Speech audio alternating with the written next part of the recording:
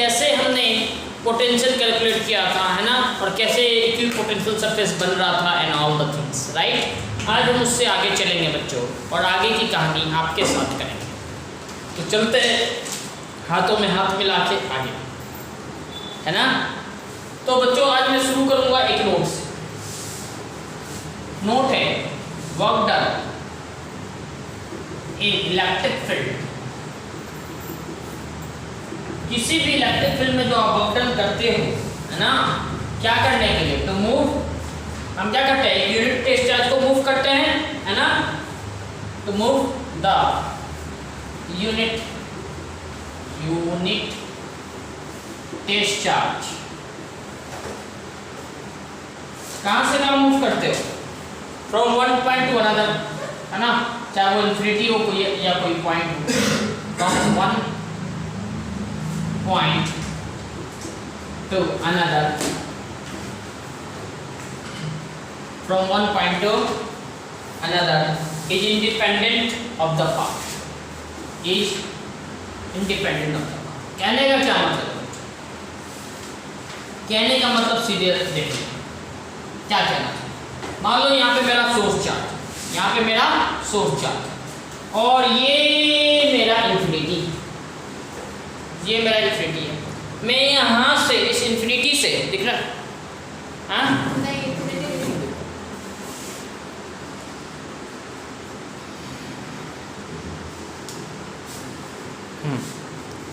मैं इस इंफिनिटी से मैं इस टेस्ट चार्ज को ऐसे लेके आऊं, या फिर मैं इसको ऐसे लेके आऊं,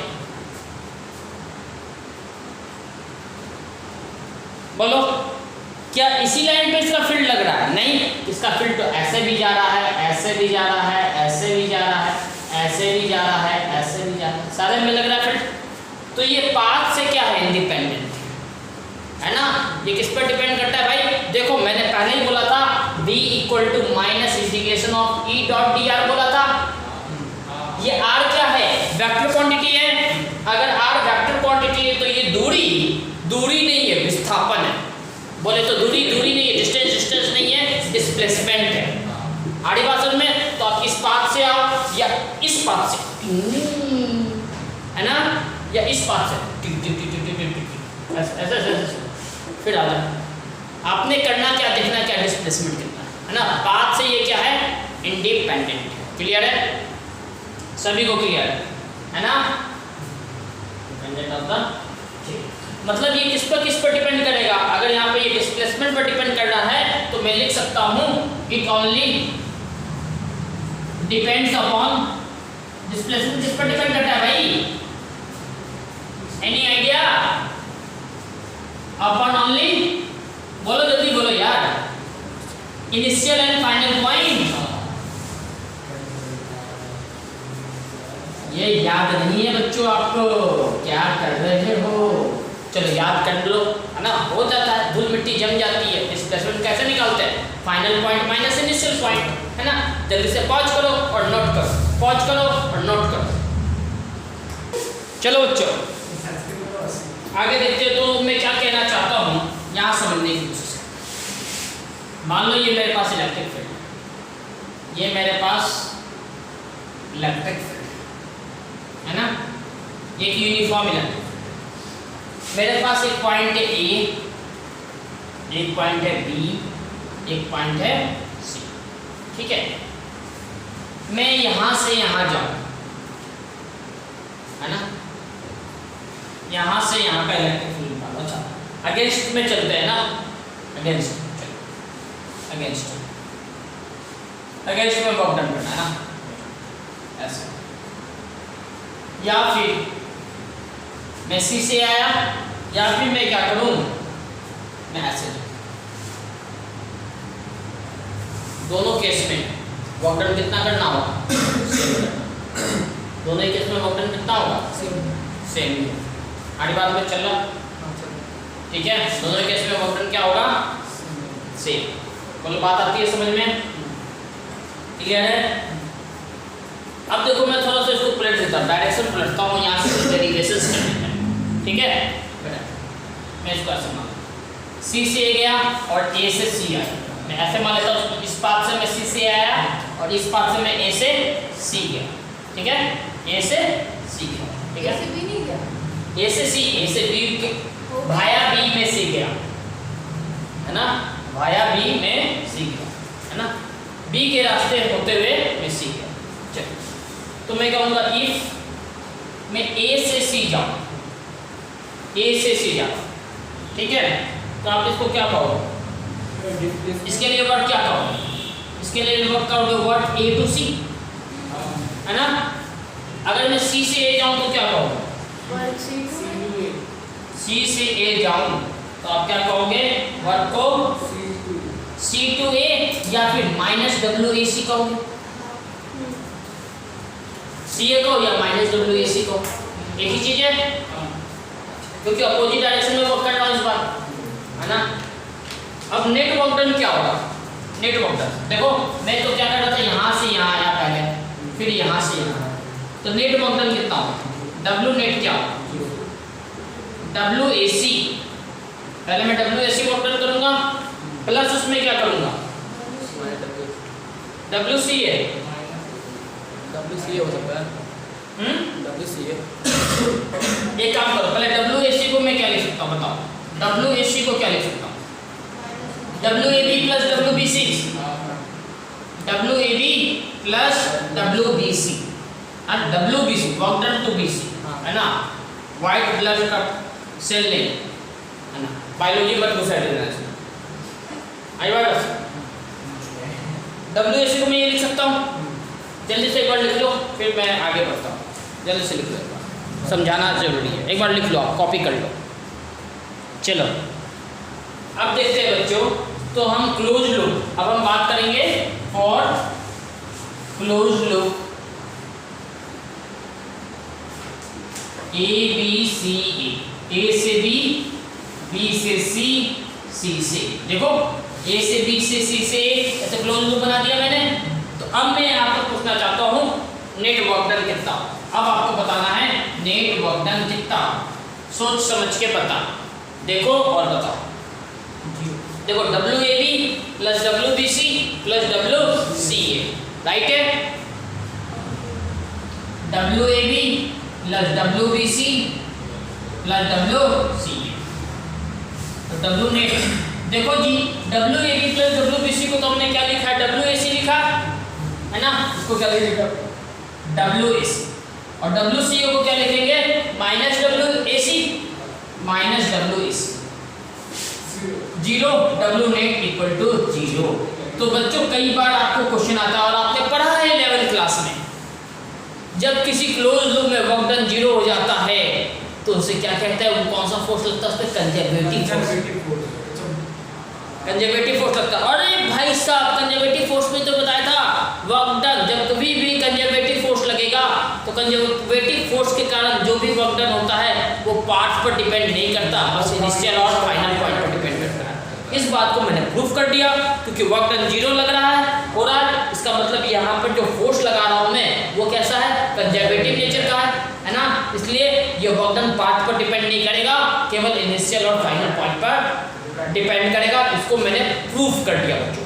कई बार आपके पेपर में क्वेश्चन आता है 12th क्लास के बोर्ड में, proof that work done in electric field is conservative, proof ये ना, प्रूफ ये ना, है ना। और आपने 11th पढ़ा, अगर वर्क डन किसी क्लोज लूप में जीरो हो जाए तो फील्ड कैसा है, फील्ड इज कंजर्वेटिव, राइट। तो हमने प्रूफ, तो हम लिख सकते हैं this imply the field is, the electric field is conservative.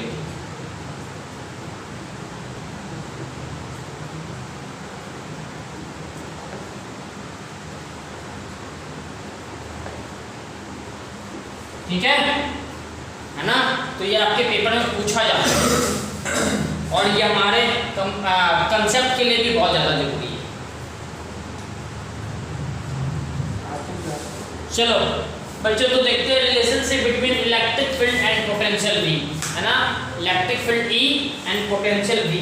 बच्चों इलेक्ट्रिक फील्ड क्या होता है, हम सभी को पता है क्या होता है, external force by unit test charge, है ना। अच्छा V क्या होता है? Work done, external work done by unit test charge. बोलो सही बात है? अच्छा, वर्क डन क्या होता है?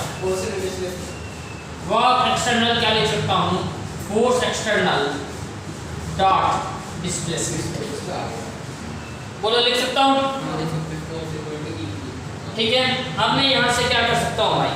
देखो, V equal to F external dot D by Q कर सकता हूँ। ये क्या हो गया? फोर्स एक्सटर्नल बाई चार्ज क्या हो गया? Electric field. तो V इक्वल टू क्या हो गया? E dot D। ओडी V equal to E dot D यार भी तो प्रूफ किया था, यहाँ ऐसे भी प्रूफ कर सकते हैं। हाँ, ऐसे भी प्रूफ कर सकते हैं। आगे बात समझ में?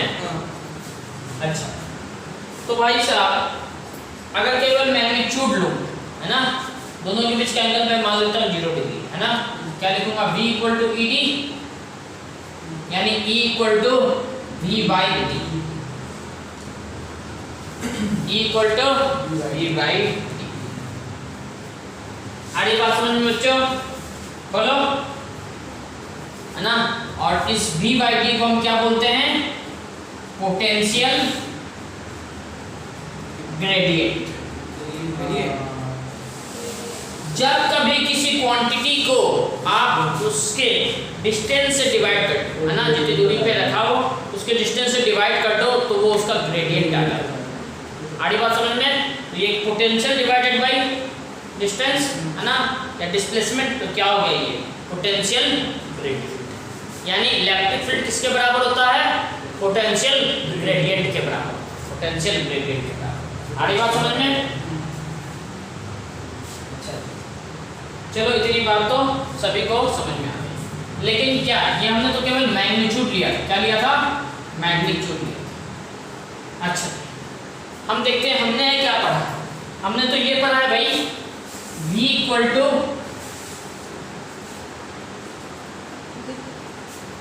V equal to minus infinity से लेके P तक E डॉट डी आर। बोलो बच्चों, यही पढ़ा था हमने,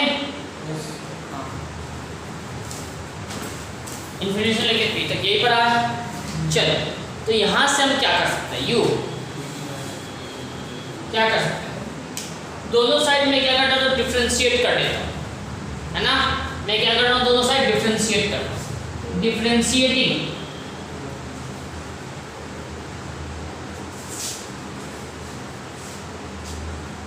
both the sides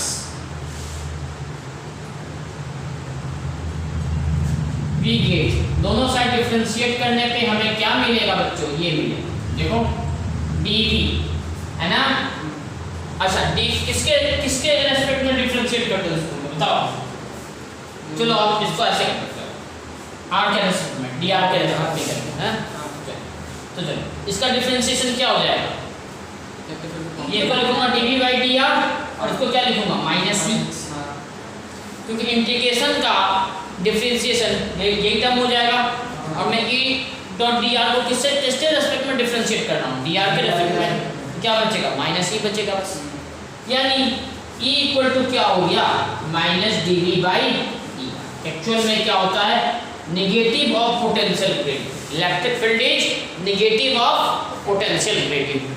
ठीक है, तो हम लिख सकते हैं बच्चों, electric field is negative of potential gradient. Potential gradient का नेगेटिव। आगे बात समझ में? जल्दी से पॉज करो और नोट करो, जल्दी से पॉज करो और नोट करो। चलो, तो इतनी बात समझ में आई बच्चों? देखो, अब अगर मेरे को इसको वेक्टर फॉर्म में लिखना होगा तो मैं कैसे लिखूंगा? E vector equal to minus dv by dr, है ना, into r magnitude into direction, क्योंकि जिस डायरेक्शन में मैं मूव कर रहा हूँ उसी डायरेक्शन का, सॉरी उसी डायरेक्शन का क्या लूंगा? r कैप लूंगा ना, r, है ना, मैग्नीट्यूड इनटू डायरेक्शन। आई बात समझ में? तो भाई इसकी मैग्नीट्यूड कितनी है? देखता हूँ कितने लोग बता पाते हैं। मैग्नीट्यूड कितनी है? माइनस dv बाई dr, नहीं dv बाई dr। डायरेक्शन क्या है? माइनस आर कैप, है ना, माइनस साइन शोज डायरेक्शन। आई बात समझ में? ठीक है, जल्दी से पॉज करके नोट करो। चलो बच्चों अगला इस पे एक क्वेश्चन करते हैं, है ना। क्वेश्चन कुछ इस प्रकार से है, देखो आपको बोल रखा है V equal to K by R, है ना, potential equal to K by R. तो आपको बोला है फाइंड आउट इलेक्ट्रिक फील्ड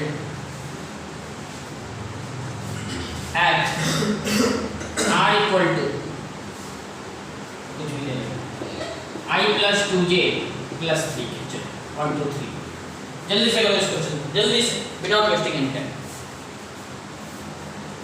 देखो बच्चों इस क्वेश्चन को कैसे करेंगे। इलेक्ट्रिक फील्ड वेक्टर क्या होता है? dv minus of dv by dr, है ना, या फिर r कैप। मेरे को r वेक्टर दे रखा है, वहां से r कैप निकाल लूंगा। r कैप कैसे निकालेंगे? Vector r vector by mod of r vector होता है, ठीक है। चलो तो ये I plus 2j plus 3k और रूट अंडर 1 का स्क्वायर प्लस 2 का स्क्वायर प्लस 3 का स्क्वायर, ठीक है। तो ये हो गया I plus 2j plus 3k cap, और ये क्या हो गया? 14 रूट 14, ये हमारा आर कैप हो गया। ठीक है बात बच्चों। अब हमें क्या निकालना है? ये निकालना है हमें। v की वैल्यू दे रखी है, v क्या है? k बाई आर है ना। तो भाई साहब तो सबसे पहले आप इसको क्या करोगे? v का डिफरेंशिएशन करना, right. E vector is equal to minus of d, v कितना है मेरा? k by r by dr, और r कैप को मल्टीप्लाई कर दो यहाँ पे, I 2j cap 3k cap by root 14। इसका डिफरेंशिएशन क्या हो जाएगा भाई? k तो कांस्टेंट है, तो minus 1 by R square, minus into minus plus हो जाएगा, है ना। ये माइनस पहले से 1 बाई आर का डिफरेंशिएशन क्या होगा? Minus 1 by R square minus into minus plus I 2j plus 3k root 14। बोलो अच्छा एक बात बताओ, हमने r निकाल रखा है, r का मोड निकाल रखा है ना। r का मोड कितना? रूट 14। तो यहाँ पुट कर देंगे इसको, तो देखो मेरा इलेक्ट्रिक फील्ड कितना आ जाएगा? I cap plus 2j cap plus 3k cap by r square, root 14 का square 14 root 14, and this is my electric. Simple था क्वेश्चन बच्चों, बहुत ही सिंपल था। आपको ये बात मैंने बता रखी थी, बस आपको पुट करना था, है ना। वैल्यू निकाल के पुट कर देना था, अपने आप ही आ जाता। बहुत ही आसान क्वेश्चन था। तो बच्चों हमने क्या देखा कि dv is equal to minus E dot D R, right, है ना। अगर डी आर को उधर ले जाऊं तो क्या होगा? Minus D V by D R. अच्छा ये डी वी क्या होता है भाई? डी वी क्या होता है बता सकते हो? इस डी वी को बोलते हैं पोटेंशियल ड्रॉप या फिर पोटेंशियल डिफरेंस। पोटेंशियल डिफरेंस के है ना, पोटेंशियल डिफरेंस। पोटेंशियल डिफरेंस क्या होता है? V F minus V F. अच्छा ये माइनस तो क्या, ये ई क्या शो करता है? Electric field. पहले एक एक करते हैं, इलेक्ट्रिक फील्ड। अच्छा ये डी आर क्या शो करता है? ये डी आर शो करता है डिस्प्लेसमेंट, कितना डिस्प्लेसमेंट आपने किया, राइट है। अच्छा डी आर डॉट को हटा के मैं इसको ऐसे लिख सकता हूँ कि डी आर कॉस थीटा। तो इसमें थीटा क्या शो करेगा बताओ बच्चों? Angle between E and R, angle between E and R. अब ये माइनस साइन शो क्या करेगा भाई? इलेक्ट्रिक फील्ड के यानी शो करेगा opposite direction, right, opposite direction of R. R vector के अपोजिट अगेंस्ट, राइट। जल्दी से पॉज करके इसको नोट कर लो, फिर चलते हैं अगले क्वेश्चन की ओर। चलो बच्चों आगे चलते हैं।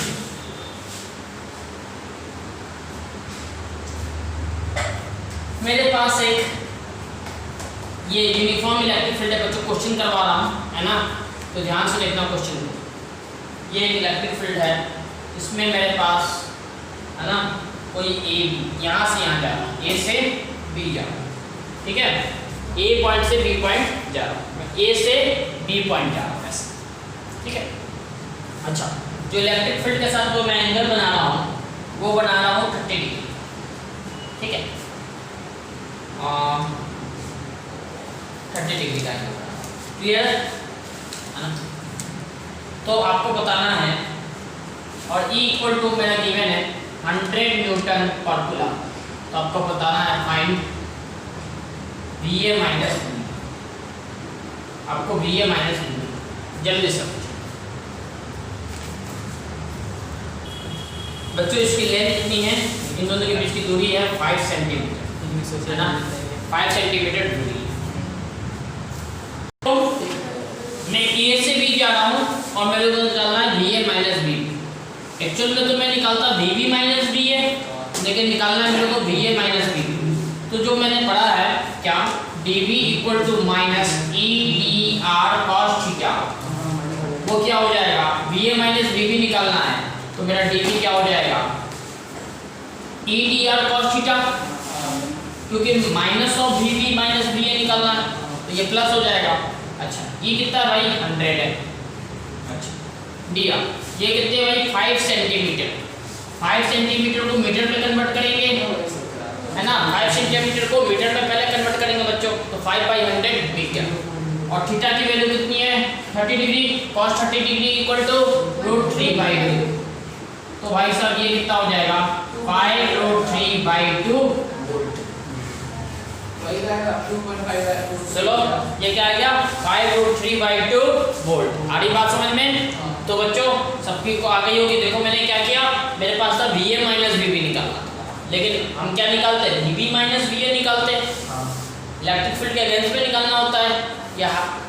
तो हमने क्या किया, हमने क्या नेगेटिव साइन कर दिया, इसका माइनस का प्लस कर दिया, तो ये क्या हो गया, VA माइनस BB हो गया ना। तो अब इस फॉर्मूले में पुट करके आ गया, तो पॉज करके नोट कर ले, कोई डाउट होता तो पूछ ले। तो बच्चों अगर मैं बोलता हूँ, देखो ये वापस से मेरी इलेक्ट्रिक फील्ड है ना, E इक्वल टू 100 न्यूटन पर कूलम, राइट है, बोलो सही। मेरी ये ऐसे जा रहा हूँ, ये VI है और ये VF है ना। तो यहाँ पर थीटा क्या हो गया बच्चों, 0 डिग्री, थीटा कितना हो गया भाई, 0 डिग्री। बताओ इसमें से कौन सा सही है, option A, option B, option C और ऑप्शन D में से कौन सा सही। अच्छा ऑप्शन नहीं दिया मैंने, ऑप्शन तो ले लो। VF is greater than VI, VI is greater than VF, है ना, VI is equal to VF, can't be predicted, be predicted, can't be predicted. जल्दी से इस क्वेश्चन को सॉल्व कर। तो बच्चों बहुत सारे बच्चे सोच रहे होंगे ए होगा, ए नहीं होगा। क्यों नहीं होगा, तो देखो इलेक्ट्रिक फील्ड के डायरेक्शन में हम चल रहे हैं। जब इलेक्ट्रिक फील्ड के डायरेक्शन अगेंस्ट में चलते हैं ना, देखो मैंने बताया था ये इलेक्ट्रिक फील्ड था ऐसे, और जब ऐसे इधर की ओर आते थे तो पोटेंशियल इंक्रीज होता था ना, इधर की ओर जाते थे तो पोटेंशियल डिक्रीज होता था, ठीक है, इधर की ओर जाते तो पोटेंशियल डिक्रीज होता था। तो भाई साहब इधर की ओर जाएंगे तो पोटेंशियल क्या होगा, डिक्रीज होगा। अगर पोटेंशियल डिक्रीज होगा मतलब ये हायर पोटेंशियल पे, ये लोअर पोटेंशियल पे, कहाँ घूम रहे हो, सिंपल सा कंसेप्ट पूछा था। चलो पॉज करके नोट करो। चलो बच्चों अगला क्वेश्चन,